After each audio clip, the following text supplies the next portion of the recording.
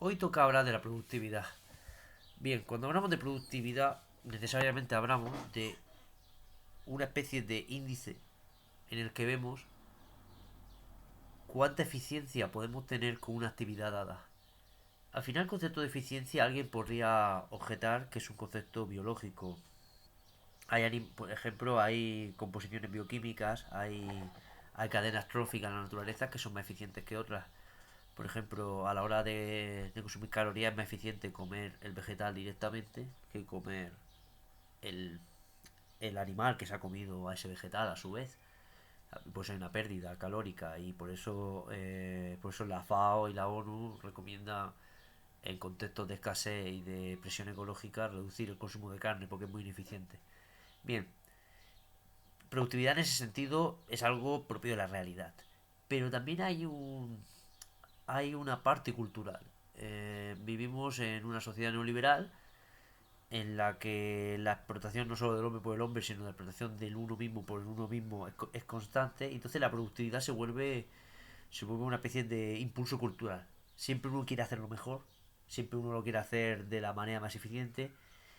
Y al final puede pasar como en el libro de Michael Ende, en Momo, que había que intentaron que los barrenderos fueran más productivos, pero la manera de trabajar que era más productiva opacaba otras consideraciones como el trabajar relajado, la biomecánica del movimiento, hacer las cosas bien, hacer las cosas que las disfrutes. Eso es interesante, por ejemplo, cuando en la etnografía, voy a poner el ejemplo clásico ya de los pirajas, que estudió Daniel Everett, sale que yo a veces no querían hacer las cosas de la manera más eficiente posible. O sea, no. Maro y Harry, por otro lado, el otro gran el antropólogo materialista, diría que toda cultura es una especie de conjunto de enseñanza y práctica que pretende en un ecosistema dado extraer la máxima eficiencia energética. Hay algo de eso al final, porque una cultura que sea incapaz de ser eficiente termodinámicamente va a acabar teniendo problemas. Pero no solo es eso, porque al final estamos ante ecosistemas, tanto biológicos como culturales, como semióticos, muy complejos, y en la que todo no es extraer la máxima eficiencia. Por volver al ejemplo de la carne, sí, es mucho más eficiente calóricamente comer el vegetal que comer la carne directamente, pero en la carne hay unas modificaciones, hay unos micronutrientes que no te encuentras en los vegetales y que por eso no han existido en la práctica. Disculpame un momento, voy a estornudar. Ay, bueno, aún no. Alergia.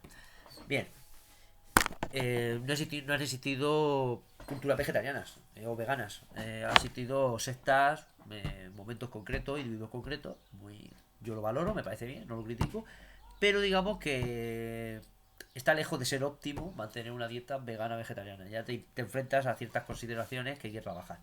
Bien, entonces cuando hablamos de productividad, también necesariamente tenemos que hablar no solo del impulso neoliberal de esta sociedad, etcétera, sino de los problemas y peligros al respecto. Pienso en las armas de distracción masiva. Vivimos en la sociedad del superestímulo. ¿Por qué vivimos en la sociedad del superestímulo? Por una cosa muy sencilla. Bajo el capitalismo hay que explotar cada parcela. Y las parcelas más obvias, que fueron la comida, el territorio, la naturaleza, aún estamos en ello, se han ido explotando. Entonces, ahora estamos en una fase de colonización de la psique, de la colonización de la atención, colonización del big data. Entonces, en ese sentido, las mejores mentes de la humanidad ahora mismo muchas veces no están trabajando en generar medicina o en generar o en salvar el planeta o mejores tecnologías. Hay algunos, pero muchas grandes mentes se están desperdiciando en conseguir nuestra atención. Hay una especie de competencia absurda, una especie de escalada armamentística. Entonces está TikTok por un lado, Instagram, los carteles publicitarios, la tele. Y esto es una competencia. Entonces, en ese contexto, la productividad, que podemos entenderla en el sentido calvinista como hacer lo que no quieres hacer, como una doma del cuerpo, porque claro, si volvemos a un mundo de caza-recolección, tenemos dos cosas paradójicas. Por un lado, una atención dispersa. Muchas veces se ha dicho que el TDAH, el trastorno de déficit de atención e hiperactividad, al final es una mente de un niño de la selva. Una flor, salto, corro, busco esto, hago esto, juego. Y el problema a veces es la institución, que es la escuela, que es, como diría Foucault, una cárcel. Es el modelo es la cárcel, el hospital, el cuartel, la escuela. Son los edificios de la modernidad, donde se doma al hombre moderno, al sujeto, en un sentido ya etimológicamente literal, sujetado, moderno. Bien, entonces en las tribus tenemos la paradoja de que por un lado la libre atención absoluta, la distracción absoluta, se premia evolutivamente y lo hemos heredado, seguimos siendo evolutivamente y genéticamente, tenemos mucho, no todo, pero mucho de ese cazador recolector. Y por otro lado, tenemos que, paradójicamente, esas sociedades no son armas de distracción masiva, al contrario, no hay distracción. A ver, sí que están las distracciones propias de la naturaleza, etcétera, pero no existe superestímulos. Te puedes distraer, es más, siempre se ha dicho, por ejemplo, cuenta Everett, hablando de los pirajas del Amazonas, que se tiraron 3 horas mirando como una barca se iba en el horizonte. Esa es su tele. O por ejemplo, cuenta Gordon White en Starships, que la tele de la antigüedad es el cielo, el cosmos. Por eso, aunque nosotros como cultura sepamos mucho más del cielo que las culturas primitivas, nosotros como individuos sabemos mucho menos del cielo que un aborigen australiano, un indígena, un cazador recolector de la edad de piedra. Entonces, claro, en esta sociedad moderna deberíamos, en lo posible, yo creo que la solución es reintegrar ese cazador recolector primitivo que nosotros hay. Y entonces, paradójicamente, tenemos que crear entornos libres de atención, libres de distracción masiva, y al mismo tiempo abrazar esa inatención, esa distracción, ese saltar, saltar, esa mente del mono. Y es curioso, al final. Tenemos que. Tiene uno que jugar con los dos polos. Tiene que jugar con eliminar fuentes de distracción y al mismo tiempo abrazar cierta distracción. No es fácil, porque muchas veces las tareas modernas premian la estandarización, la linealidad y el centrarte y el poner focus en algo. Incluso yo añadiría que cierto focus, cierta concentración, que puede ser hasta espiritualmente aceptable. Por ejemplo, al final, la disciplina, el budismo, el hinduismo, la disciplina espiritual de meditación muchas veces te piden que pongas tu mente en algo. Creo que ese cultivar la fuerza de voluntad, ese cultivar el no me apetece hacerlo, pero lo voy a hacer, eso es bueno siempre. Porque al final, si uno es esclavo de sus deseos, acaba siendo esclavo de aquellos que saben explotar tus deseos. Eso creo que es una habilidad humana que está en todas las sociedades. Todas las sociedades tienen su porción de ascetismo, su porción de disciplina.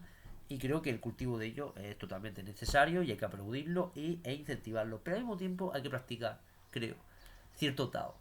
Este Tao es el Tao de entender la distracción no como un enemigo, no como estoy mal, no como joder, solo me apetece, odio escribir aquí en el ordenador, debería estar haciendo esto, sino saber adaptar esa tarea en lo posible, en su trabajo de creatividad, a la distracción. Entonces, bueno, hay mucho. Cuando tampoco quería hacer un vídeo de tips contra la productividad, tips que yo muchas veces no aplico, por cierto, que al final siempre hay del hecho al del, del dicho al hecho hay un trecho. Pero por poner un ejemplo, cuando si estamos haciendo una actividad y marcamos micro recompensas y micro distracciones, las planeamos, y son micro distracciones y micro recompensas que además estimulan otro aspecto de nuestra vida, de nuestro movimiento, etcétera, puede ser una manera muy interesante de evitar ese constante me enfrento a mí, además ese constante, yo conozco mucha gente que son muy disciplinados, etcétera, y se acaba produciendo ese burnout, porque al final uno está en guerra civil contra uno mismo. Y no creo que sea sano ni eficiente estar en constante guerra civil contra uno mismo. Al final, la gran sabiduría del Tao, la gran sabiduría del surf, que son lo mismo al final, es no te enfrentes a la ola, navega con ella.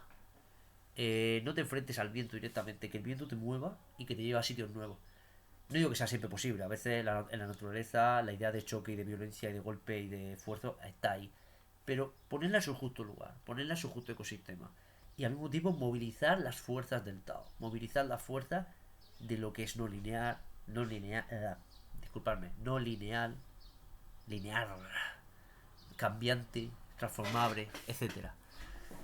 Entonces, por ejemplo, eso. Yo plantear opacar distracciones, eliminar, sustituir con cosas interesantes, sustituir con, por ejemplo, una cosa, la meditación.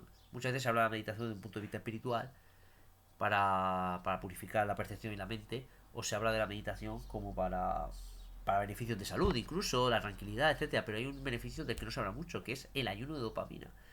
en la sociedad moderna la mayoría estamos súper estimulados tenemos los centros de recompensa naturales del cerebro, dopamina, serotonina, etcétera, los tenemos absolutamente bombardeados y pasa, bueno, la famosa enfermedad del niño rico, que no le estimula nada, todo es lo mismo, todo le resulta vacío. Eso al final es los centros naturales los centros de recompensa del cerebro neurológicos están absolutamente saturados.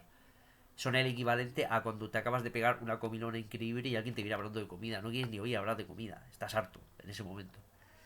Pues lo mismo con pues la meditación, al ser tan aburrida, el beneficio de la meditación del tipo que sea, es poner tu mente sobre un punto. Ya sea, puedo meditar sobre mi dedo, sobre cómo mi respiración entra y sale, sobre el sonido de los pájaros, etcétera. Pero comparado con casi cualquier cosa que hagamos, es aburrido.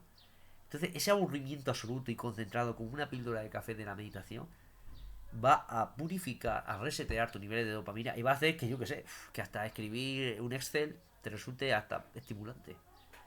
Por eso la cárcel es tan buena. Por eso mucha gente se saca carrera de la cárcel y la gente lee tanto, porque es un entorno de ayuno de dopamina, es un entorno diseñado para el ayuno de dopamina absolutamente.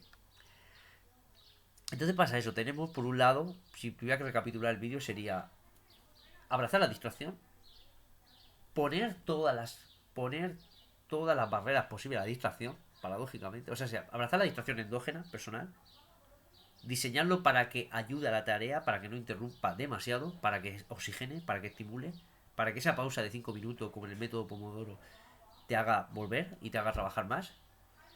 Segundo, poner todas las barreras posibles, evitar las armas de distracciones masivas propias de la era digital, en las que conspiran contra nosotros. No están, es decir, las personas que han diseñado eso lo han diseñado para hacerse ricos ellos. Y como leí el otro día en YouTube me salió un pintamona de esto que de vida millonaria y que te dicen cómo hacerte rico. Pero dijo una cosa muy cierta. Dijo, la clave del dinero, que por cierto también sale en el logo de Wall Street. La clave del dinero es coger dinero del bolsillo de ellos y llevarlo al tuyo. Esa es la clave de ganar dinero. Suena crudo, pero es así. Entonces sucede lo mismo que el arma de distracción masiva. Ellos están cogiendo tu dinero, tu atención, la transforman en dinero. Punto. Pues bien, poner todas